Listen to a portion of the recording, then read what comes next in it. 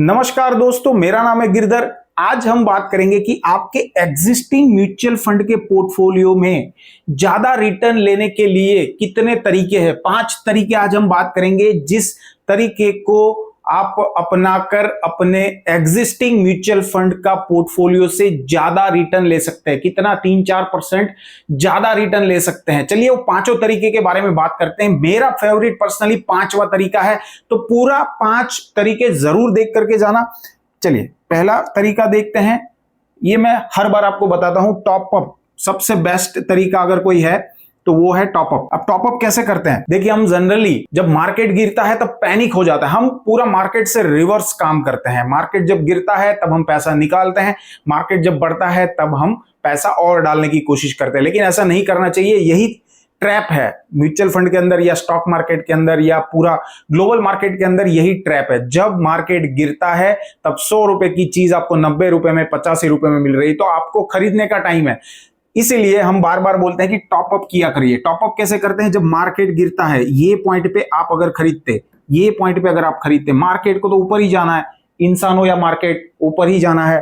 तो अगर आप ये पॉइंट पे अगर थोड़ा थोड़ा अमाउंट खरीद लेते, मान लीजिए आपके पास 10,000 है या 1,00,000 रुपए है, अगर हर जगह पे आप 10-10 हजार रुपए पैसा खरीद लेते तो एक टाइम पे मार्केट यहां पे जाता, तो आपका जो ओरिजिनल रिटर्न था वो तो मिलता ही मिलता, बट आप 1,00,000 रुपए जो डीप के अंदर में आपने पैसा डाला है वो भी आपको रिटर्न मिलता। अब बात ये होती है कि ये डीप कैसे आएगा, कैसे पता चले कि कौन सा पॉइंट पे इन्वेस्ट करना है। जनरली ये सब पता नहीं चलता है लोगों को, क्योंकि लोग मार्केट देखते नहीं है। इसके लिए हमने एक चैनल बनाई है व्हाट्सएप के ऊपर, जहां पे हम रियल टाइम पे आपको बताते हैं कि अब आया है समय जहां पे आपको टॉप अप करना है। तो अगर आप टॉप अप के लिए वरीड है तो बिल्कुल टेंशन मत लीजिए, हमारी चैनल को जल्दी से ज्वाइन करिए, बिल्कुल फ्री है। नीचे आपको व्हाट्सएप की लिंक मिल जाएगी, फटाफट से चैनल को ज्वाइन कर लीजिए। वहां पे हम आपको टॉप अप का राइट टाइम भी बताते हैं कि अब टॉप अप करिए। कितना करना है वो आपके ऊपर है, बट आप टॉप अप कर सकते हैं। चलिए दूसरे तरीके के ऊपर बात करते हैं। देखिए दूसरा तरीका क्या है? दूसरा तरीका है डिविडेंड ऑप्शन। लोग गलती से डिविडेंड ऑप्शन ले लेते हैं। म्यूचुअल फंड के अंदर ही डिविडेंड ऑप्शन आता है। डिविडेंड ऑप्शन क्या है?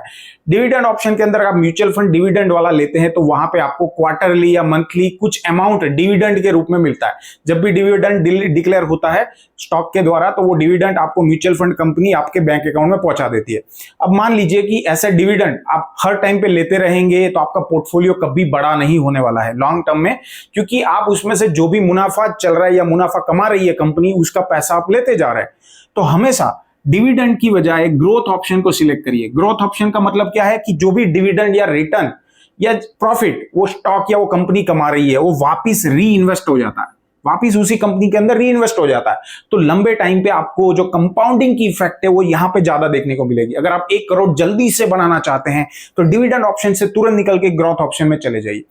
डिविडेंड ऑप्शन बुरा नहीं है। डिविडेंड ऑप्शन आपको कब लेना चाहिए? अगर आपको मान लीजिए कि आप रिटायरमेंट मोड पे है, आपकी एज काफी हो चुकी है, 50 प्लस हो चुकी है, 55 प्लस हो चुकी है, वहां पे आप रिस्क नहीं लेना चाहते, या आप कुछ इनकम जनरेट करना चाहते हैं, आपको कुछ पैसे की जरूरत पड़ती है 3-4 महीने पे, तब आप डिविडेंड ऑप्शन लीजिए। वहां से आपको जो डिविडेंड है वो आपके खाते में जमा होता रहेगा। बट आप लॉन्ग टर्म के लिए सोच रहे हैं, करोड़ रुपए बनाने का चाहत है आपका, ग्रोथ ऑप्शन में जाइए। तो अगर ये गलत सिलेक्शन भी हो जाता है, वहां पे भी आपका रिटर्न चला जाता है, रिटर्न आपको यहां पे ज्यादा मिलता है। तीसरा वाला ऑप्शन देखते हैं। देखिए इस वीडियो के लास्ट में हम कुछ कमेंट्स भी लेने वाले हैं, जो काफी मजेदार कमेंट्स है, उसकी भी आंसर आपको बताने वाला हूं। अब तीसरा ऑप्शन क्या है जहां पे हम बता सकते हैं या बचा सकते हैं अपना रिटर्न या बढ़ा सकते हैं अपना रिटर्न? लोग क्या गलती करते हैं ना, स्मॉल रिडीम्शन कर लेते हैं। कैसे करते हैं? मान लीजिए कि मैंने 1,00,000 रुपए इन्वेस्ट किए, या मेरा पोर्टफोलियो का वैल्यू 1,00,000 रुपए है। अब मुझे 25,000 रुपए का प्रॉफिट हो गया पोर्टफोलियो के अंदर। हम क्या करेंगे ना, रिडीम कर लेंगे। क्यों करेंगे? अरे बाप रे, 1,00,000 का 2,00,000 हो गया, 1,00,000 पे 25,000 का प्रॉफिट हो गया, चलो मोबाइल खरीद लेता हूं। यहां से रिडीम्शन मारेंगे, 20,000 का रिडीम्शन कर लेंगे, मोबाइल खरीद लेंगे या और कुछ चीज खरीद लेंगे, कपड़े खरीद लेंगे। फिर वापिस पोर्टफोलियो 1,00,000 का हो जाएगा। फिर वापिस उसमें से मान लीजिए 10-15 हजार, फिर वापिस कुछ रिडीम्शन निकालिए। तो अगर आप ऐसे छोटे छोटे रिडीम्शन निकालते रहेंगे ना, आपका पोर्टफोलियो कभी बड़ा नहीं होगा, कभी बड़ा नहीं होने वाला है। कभी 1 करोड़ तक तो बहुत दूर की बात है, लेकिन आपको कुछ नहीं दिखेगा जब आप रिटायरमेंट मोड पे होंगे। तो स्मॉल रिडीम्शन को बंद कर दीजिए। रिडीम्शन नहीं करना है। आप चाहे कुछ नहीं डालो चलेगा, बट रिडीम्शन मत करिए, ठीक है? तो ये है तीसरा ऑप्शन। चौथा ऑप्शन क्या है? Capacity of investment. अब यहां पे बहुत लोग मार खाते हैं। क्या है, कैपेसिटी तो मेरी भैया 15,000 की एसआईपी की है, मेरी 50,000 रुपए सैलरी है और मेरा हर महीने 20,000 रुपए बचता है, 15,000 की मेरी कैपेसिटी है, मैं इन्वेस्टमेंट कर सकता हूं। लेकिन मैं एसआईपी कितने की करूंगा, सिर्फ 2,000 रुपए की या 3,000 या 5,000 की। तो बाकी के 10,000 12,000 रुपए कहां जाएंगे? बैंक अकाउंट में जनरली आप देखेंगे पैसा पड़ा है तो आप क्या करते हैं, आप हो या मैं हूं, वो पैसा कहीं ना कहीं खर्चा हो जाता है, हमको पता ही नहीं चलता। मंथ एंड तक कुछ ना कुछ चीजें फ्लिपकार्ट से खरीदी, अमेजोन से खरीदी, या कुछ ना कुछ बाहर आउटिंग कर लिया, मूवी देखने चले गए, वो पैसा बर्बाद हो जाएगा, चला जाएगा। तो इसलिए जितने आपकी कैपेसिटी है उतना इन्वेस्टमेंट करिए, इन्वेस्टमेंट चालू करिए। ये जो इन्वेस्टमेंट आप चालू करोगे, ये इन्वेस्टमेंट जो आप यहां पे बढ़ाओगे, ये आपको बहुत ज्यादा फायदा देगा, कंपाउंडिंग का इफेक्ट देगा। जितना अर्ली इन्वेस्टमेंट चालू करोगे उतना ज्यादा कंपाउंडिंग होगा, फास्ट कंपाउंडिंग होगा। देखिए 1 करोड़ बनाने में 15 साल लगते हैं, लेकिन वो 1 करोड़ से 10 करोड़ बनाने में सिर्फ 5 साल लगेंगे, ठीक है ना। तो कंपाउंडिंग का इफेक्ट आपको मिलेगा। तो ये गलती अगर कर रहे हैं मत करिए। अब सबसे फेवरेट मेरा वाला क्या है, माइंडसेट का प्रॉब्लम है लोगों को। क्या माइंडसेट का प्रॉब्लम है? नॉलेज ही नहीं है म्यूचुअल फंड की। मैंने वीडियो बना के बता दिया, ये म्यूचुअल फंड में डाल दो, डाल दिया आपने, या आपका कोई एडवाइजर ने बता दिया इसमें डाल दो, डाल दिया। अब माइंडसेट का क्या इश्यू है, मेरे को रिव्यू नहीं करवाना है यार, मेरा जो चल रहा है वो चलने दो, मेरे जो फंड्स चल रहे हैं चलने दो, अच्छा रिटर्न मिल रहा है। क्योंकि नॉलेज की कमी है, नॉलेज पता ही नहीं है। आप क्या करेंगे, मान लीजिए आपने अच्छे फंड में दिया, आपको एडवाइजर ने अच्छे से आपको फंड बताया, कोई प्रॉब्लम नहीं है, 5 साल चलेंगे अच्छे। लेकिन हर कोई फंड 20 साल तक अच्छा नहीं चलता है। 5 साल के बाद वो फंड बुरे बन जाते हैं, या रिटर्न वाइज वो कैटेगरी एवरेज से डाउन चले जाते हैं। तो उस टाइम पे पोर्टफोलियो रिव्यू जरूरी है, उस टाइम पे आपको रीबैलेंसिंग करना जरूरी है। जो अच्छे घोड़े हैं उसके ऊपर बैठोगे तभी तो गोल जल्दी अचीव होगा।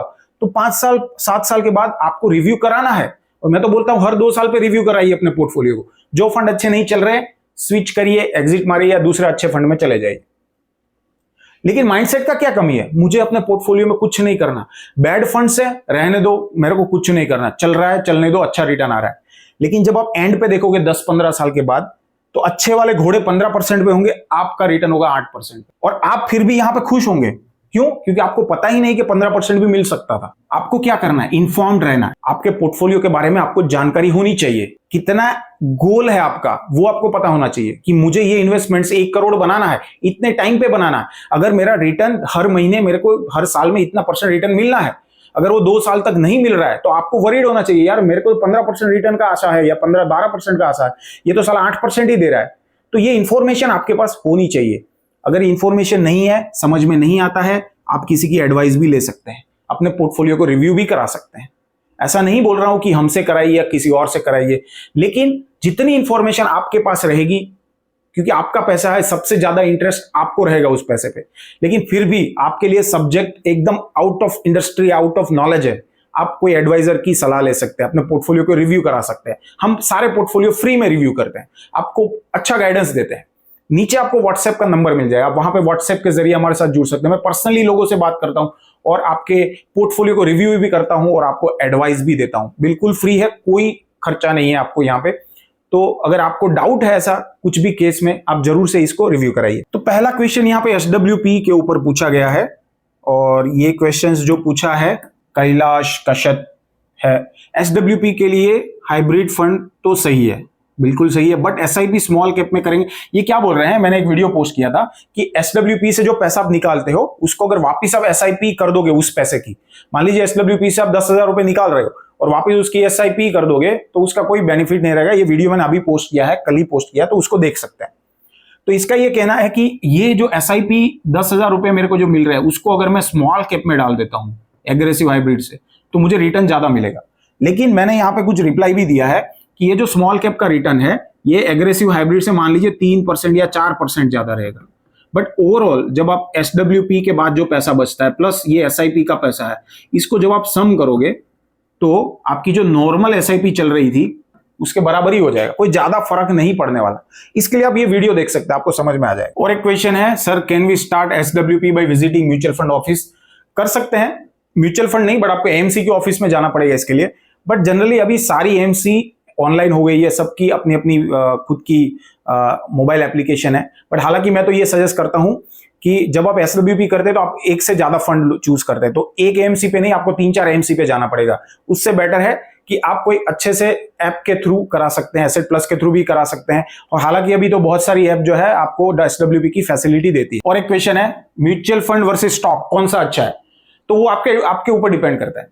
देखिए, आपको कितना नॉलेज है, आपके पास इतना टाइम है कि आप कंपनी को एनालाइज करें, कंपनी की इंफॉर्मेशन निकाले, कंपनी का ग्रोथ पर्सपेक्टिव देखे, उसकी अर्निंग्स देखे, उसके आगे के प्रोजेक्ट्स के बारे में जाने, कैपेक्स के बारे में जाने। कि आपके पास इतना टाइम है, आपके पास इतनी इंफॉर्मेशन है, या आपके पास इतना नॉलेज है ये सब डेटा को प्रोसेस करने के लिए, तब आप अच्छा स्टॉक चुन सकते हैं। लेकिन आपको अगर किसी की एडवाइस पे ही स्टॉक चूज करना है तो मत करिए। यहां पे म्यूचुअल फंड के अंदर एक ऐसा बंदा बैठा हुआ है जिसको हम बोलते हैं फंड मैनेजर। ये फंड मैनेजर ये सारे काम कर सकता है जो मैंने अभी आपको बताया। और फीस कितनी लेता है? सिर्फ 1%। 1% आपको देना है। 1% पे ये सारे काम आपके कर देगा। तो क्यों इतना टेंशन पाल के रखना है यार?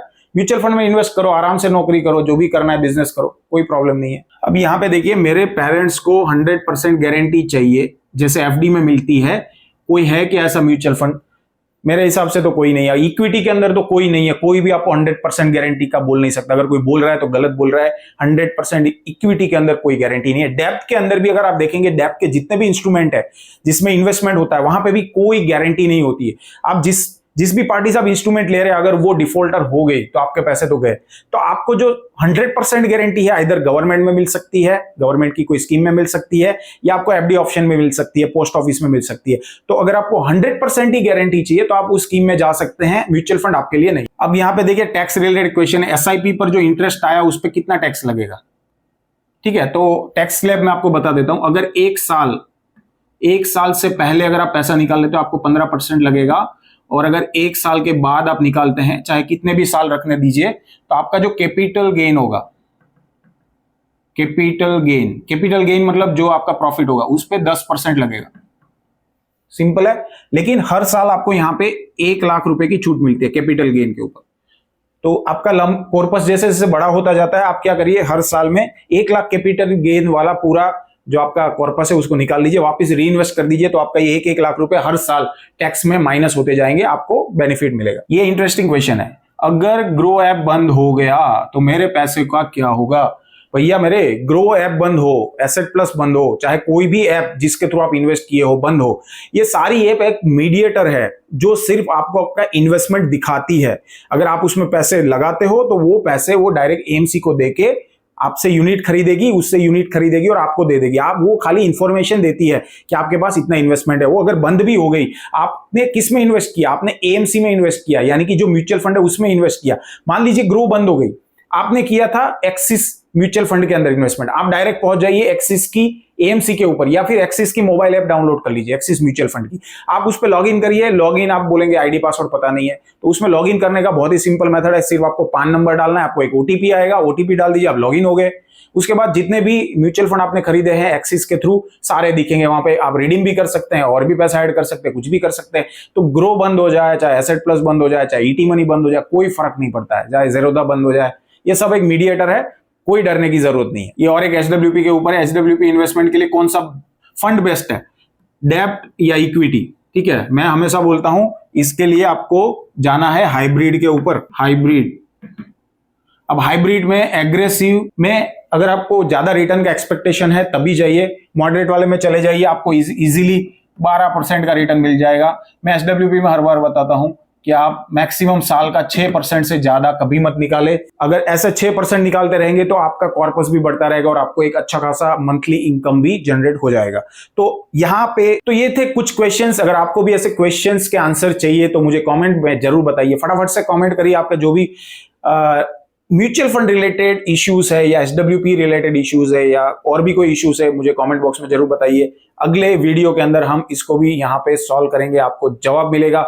इस वीडियो के अंदर इतना ही। अगर आपको वीडियो पसंद आया होगा तो लाइक कर देना, अपने दोस्तों के साथ शेयर करना, चैनल को सब्सक्राइब करना बिल्कुल ना भूले, और नीचे वाला जो लाल घंटा है उसको जरूर दबाइए ताकि नए वीडियो के नोटिफिकेशन आपको इमीडिएटली मिल जाए। मिलते हैं और कोई नए वीडियो में, तब तक stay healthy, stay invested, goodbye, जय हिंद।